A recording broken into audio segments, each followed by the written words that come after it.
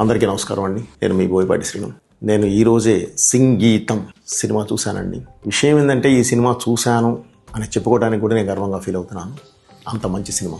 అంటే ఒక మనసుని హత్తుకునే సినిమాని మీరు మంచి సినిమా అనుకుంటే ఈ సినిమా ప్రతి ఒక్కళ్ళ మనసుని హత్తుకునే సినిమా. అలాగే ప్రత్యేకంగా ఈ సినిమా తీసిన ప్రొడక్షన్ హౌస్ను మనం అభినందించాలి. కొన్ని సంస్థలు పూరించే శంఖారావం తరాల వరకు వినిపిస్తూనే ఉంటుంది.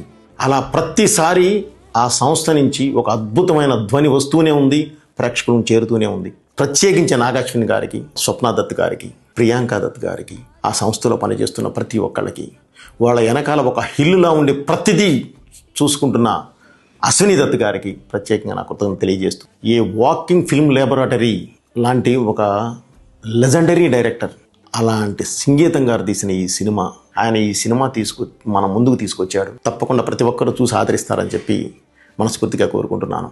ఎందుకంటే ఒక మనసును హత్తుకునే సినిమా, ఒక మనిషిని కదిలించే సినిమా, మళ్ళీ మళ్ళీ చూడాలనుకునే సినిమా. Thank you. మీ బోయపాటి.